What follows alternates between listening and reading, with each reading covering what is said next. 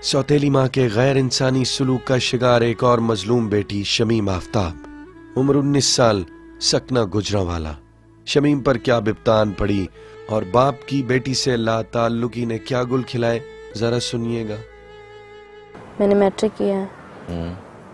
आगे पढ़ने को दिल नहीं चाहा, पढ़ाया नहीं है? मैं 3 साल की थी, भाई मेरा 5 साढ़े 5 साल के थे, तो मेरे अब्बू ने मेरी अम्मी को तलाक दे दी और मेरे अब्बू ने दूसरी शादी कर ली। घरेलू परेशानी है, वो जो टेंशन है, वो सौतेली माँ ने, स्टेप मदर ने, वो अब्बू को भड़काना, किसे पढ़ाए नहीं, इसकी बस शादी कर दें, बस ये काफ़ी बड़ी होगी, इसकी शादी हो जानी चाहिए, इसे पढ़ा के क्या करेंगे, कि वो बस अपने सर में से उतारना चाहती थी कि इस घर में ना रहे, इस घर में सिर्फ मेरी बेटी रहे। वो सौतेली माँ की ताने, जो सारी बातें वो भी आके सहती। हमें बाप ने पैसे की कमी नहीं आने दी, किसी चीज़ की कमी नहीं आने दी, लेकिन हमारे बाप ने हमें तवज्जो नहीं इतनी दी, अपना वो प्यार नहीं दिया जो एक माँ देती है।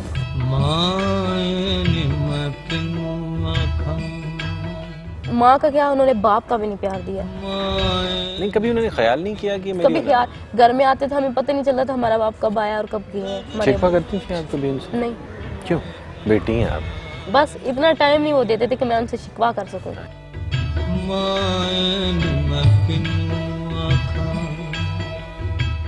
बात यहाँ खत्म नहीं होती, बल्कि यहाँ से शुरू होती है। सौतेली माँ और सगा बाप बेटी को ब्याहना और जबरदस्ती डोली पर चढ़ाना चाहता था, लेकिन इजाबो कबूल की ये दास्तान जो बीबी सुना रही है, कम से कम एक मुस्लिम मुआशरे की तस्वीर हरगिज नहीं हो सकती। तो अचानक गांव का मौलवी है, मेरा भाई है, और वो जो मेरी स्टेप मदर है, मेरा बाप, ये अंदर दाखिल हुए और आते ही ना मेरे जो भाई ने मेरे बालों से पकड़ लिया। कोई बात किए बगैर? कोई बात किए बगैर ना, क्योंकि पहले वो मेरी मिन्नतें करते रहे कि तुम मान जाओ रिश्ते से, मैं नहीं मान रही थी ना। सारे मारना शुरू कर दिया, सब नहीं, अपनी तरफ से किसी ने कोई कसर नहीं छोड़ी। तो मेरा भाई कहता है, अब गांव का हत्या कि यहाँ तक मेरा बाप, इतनी मेरे बाप में गैरत नहीं थी कि गांव का मौलवी होकर मुझे मार रहा था, इतनी उसमें गैरत नहीं थी। इसी तरह फिर मार तो शद्दत करते रहे, मैं नहीं मानी, मेरे हाथ पे पेंसिल पकड़ाते थे, मारते मारते। निकाला पे भी साइन करो ना, निकाला, मुझे पता भी, लड़की का भी नहीं पता, मैंने देखा भी नहीं है। तो और आप उस मौलवी के सामने कहती रही कि मैंने कबूल नहीं करना? और अच्छा, वो मौलवी था, विलन था?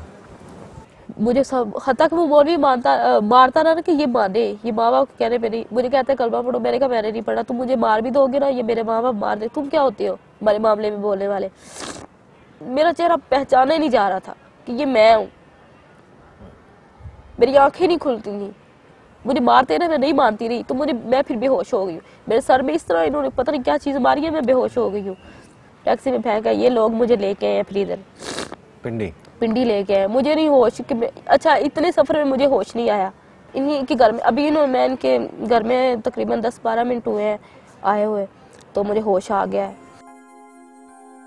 शमीम आफ्ताब ने जबरदस्ती का निकाह ठुकरा दिया, लेकिन इसकी जान खलासी हरगिज नहीं हुई और बिन निकाही लड़की को गुजरांवाला से बेहोशी के आलम में रावलपिंडी रुखसत कर दिया गया, जहां एक और मार्का शमीम का मुंतजिर था। मैं डॉक्टर वगैरह को बुलवाया और डॉक्टर ने कहा ये लड़की आप कहाँ से लेके आए हैं ना।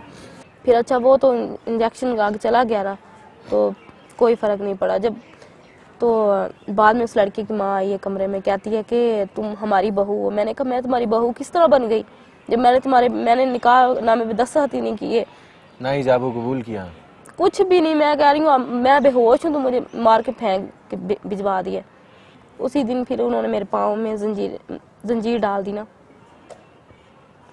कहते हैं कि ठीक है, इस तरह नहीं मानेगी तो भागेगी तो नहीं ना, तो मौलवी को बुलाने चले गए। उसकी माँ को फिर मैंने कहा मुझे प्लीज़ 2 मिनट खोले, वॉशरूम जाना है। मैंने को बहाना तो लगाना था। सीढ़ियों पे चढ़ी हूँ, मैंने डबल मंजिल से छलांग लगा दी। तो मैंने जब डबल स्टोरी से छलांग लगाई है नीचे की तरफ, तो उसी तरह मैंने भागना शुरू कर दिया। छोटे मोटे आई? चोटें क्या आई, कपड़े फट के, इधर से तो टांगों से तो कपड़े फट के ना। दूसरी स्टोरी से छलांग लगाई है, सब लोग बाजारों में देख रहे हैं, मैं भाग रही हूँ, वो लोग मेरे पीछे टैक्सी लेके भाग रहे हैं। मैं फिर आबादी की तरफ चली गई हूँ, वो सड़क की तरफ चले गए हैं। एक घर में गई, आगे तीसरे घर में, वो अल्लाह ताला के फजलो करम से वो पुलिस वाले थे। अच्छा। वो पठान ही थे। और वो पूरा मोहल्ला है जो ना, पूरा एरिया जो पुलिस वालों का था, मेरी हालत देखी। फिर उसको बात बताते बताते मैं गिर पड़ी हूँ, मैं बेहोश हो गई हूँ, क्योंकि उधर से भी चोटें लगी, इधर से भी भागी, छलांग लगाई।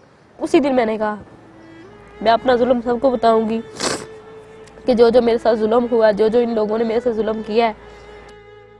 गुजरांवाला की शमीम आफ्ताब ने जुल्म सितम की जो दास्तान सुनाई, उसके कई तारीक पहलू हैं, लेकिन बाप जो बेटी के सर पर साया हुआ करता है, आज ये बेटी उसी से दुखी हो गई है कि बगैर कहा कि मेरे बावर भाई ने भेज दिया है, इतने गैरती है। वालिद साहब आपके क्या करते हैं? बस जमींदार ही हैं। क्या नाम है उनका? मलक आफ्ताब हुसैन। गुजरांवाला शहर में रहते हैं? नहीं, गांव में क्लेर ऊंचा में रहते हैं। आपके साथ इसलिए हुआ कि आप बेटी थी? बिल्कुल। किससे शिकवा है? किससे करूं, मुझे तो लोगों, सब लोगों से शिकवा है। बाप से, वो छोटी शादी करने वाले ड्रामेबाज आदमी से, या अपनी किस्मत से? असल में मुझे अपनी किस्मत से शिकवा है। किस्मत से तो नहीं करते, क्योंकि शुरू से ही मेरी किस्मत इस तरह की थी। पैदा हुई तो माँ का प्यार नहीं मिला, फिर बाप का नहीं मिला, भाई बहन की तवज्जो नहीं मिली, माँ बाप की तवज्जो नहीं मिली, और अभी। और ये आप समझती हैं कि आपको सिर्फ बेटी होने की सजा मिली? बिल्कुल।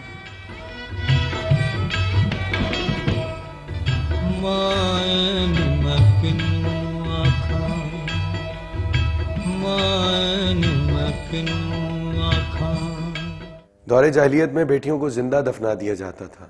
कबूल इस्लाम के बाद एक नौ मुस्लिम अरब ने इकरार किया कि एक बार वो अपनी बेटी को जिंदा दबाने के लिए खड्डा तैयार कर रहा था कि इस दौरान उसके कपड़ों को मिट्टी लग गई। बेटी ने बाप के मैले कपड़े देखे तो अपने नन्हे हाथों से उसके कपड़ों को झाड़ने लगी। इसके बावजूद रिवायात में जकड़े हुए उस बाप ने उस बेटी को जिंदा दबा दिया। बेटियों पर तशद्दुद और उनके साथ ज्यादती दौरे जाहिलियत की बदतरीन मिसाल है। बेटियों पर रहम कीजिए ताकि हम पर भी रहम किया जा सके। Just take good care of yourself always. अल्लाह हाफिज।